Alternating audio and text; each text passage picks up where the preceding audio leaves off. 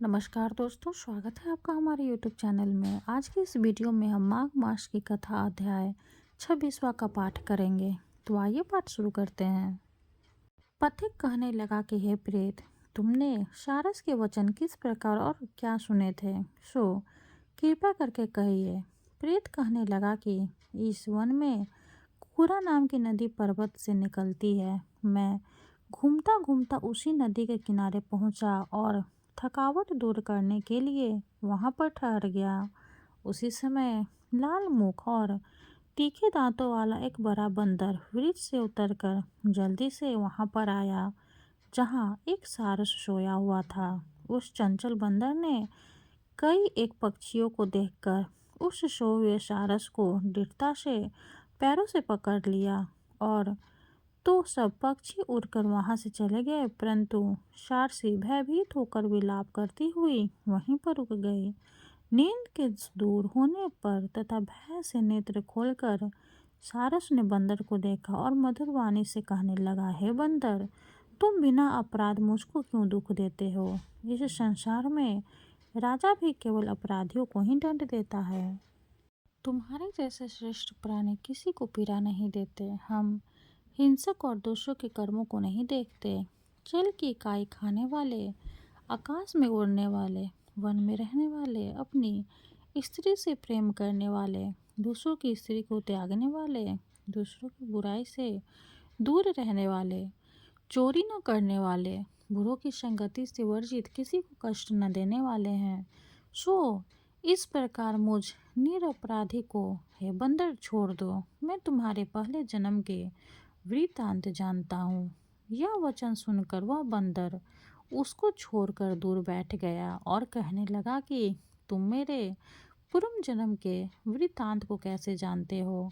तुम अज्ञानी पक्षी हो और मैं वन में घूमने वाला हूँ। सारस कहने लगा कि मैं अपनी जाति की स्मृति के बल से तुम्हारे पूर्व जन्म का वृत्तांत जानता हूँ। तुम पूर्व जन्म में विंध्य पर्वत के राजा थे और मैं तुम्हारे कुल का पूज्य पुरोहित था।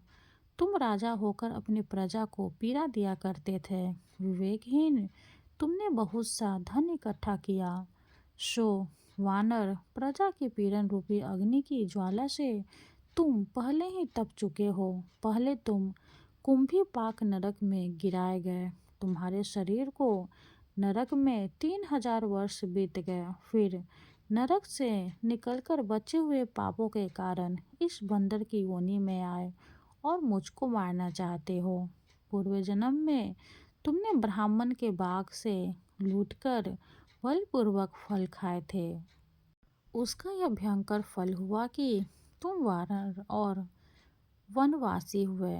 प्राणी अवश्य में अपने किए हुए कर्मों को भोगता है, इसको देवता भी नहीं हटा सकते। इस प्रकार मैं सारस का जन्म लेकर भी अज्ञान से मोहित नहीं हुआ। इतनी कथा कहकर वानर कहने लगा कि यदि ठीक ही जानते हो तो बताओ तुम पक्षी कैसे हुए? सारस कहने लगा कि मेरी दुर्गति का कारण भी सुनो। तुमने नर्मदा नदी के किनारे पर सूर्य ग्रहण के समय बहुत से ब्राह्मणों के निमित्त 100 ढेर अन्न के दान किए थे।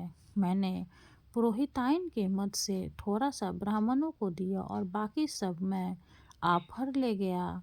इन ब्राह्मणों के द्रव्य का अपहरण करने के पाप से मैं पहले कालसूत्र नरक में और फिर रक्त करदुम नरक में, जहाँ पर बड़े बड़े कीड़े थे और रक्त तथा पीप से भरा हुआ नाभि तक नीचे सिर और ऊपर पैर किए हुए, पीप चाटता हुआ उस दुर्गंध वाले नरक में कीड़ों आदि से काटा जाकर 3000 वर्ष तक उस यातना को भोगता रहा। मैं नरक के दुख का वर्णन नहीं कर सकता। फिर नरक की यातना से मुक्त होकर यह सारस का जन्म पाया, क्योंकि पूर्व जन्म में अपनी बहन के घर से कांसे का बर्तन चुराया था।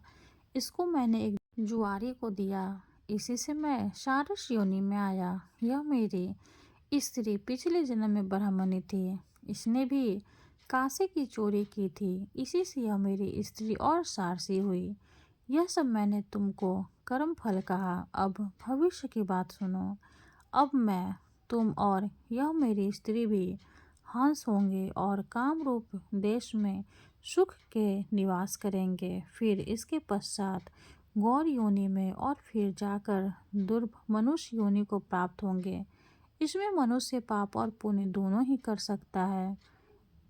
इस प्रकार शिव की माया से यह सारा जगत मोह को प्राप्त होता है। न केवल हम ही परंतु इस संसार के सभी जीव प्रवृत्ति मार्ग में फंसकर अच्छे और बुरे कर्म करते और उनका फल भोगते हैं। इसलिए सब प्राणियों को धर्म का सेवन करना चाहिए। देवता, असुर, मनुष्य, बाघ, कीड़े मकोड़े सभी से कंटक रूपी मार्ग नहीं छूटता।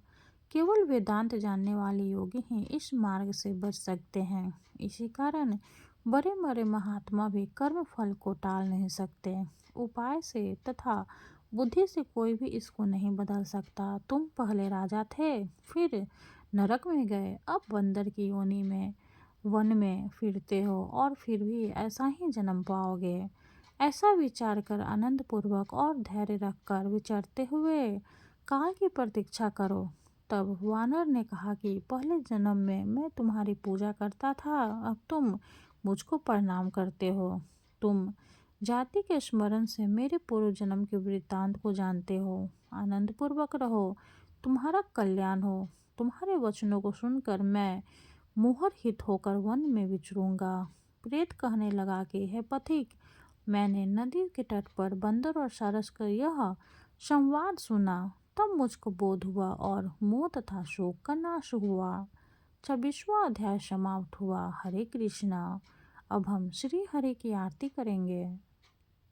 ओम जय जगदीश हरे, स्वामी जय जगदीश हरे। भक्त जनों के संकट शनि में दूर करे।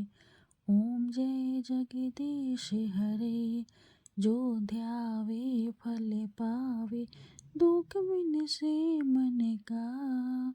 सुख संपत्ति घर आवे, कष्ट मिटे तन का। ओम जय जगदीश हरे, माते पिता तुम मेरे, शरण गहूँ मैं किसकी। स्वामी शरण गहूँ मैं किसकी, तुम्हें बिन और न दूजा, आस करूँ मैं जिसकी।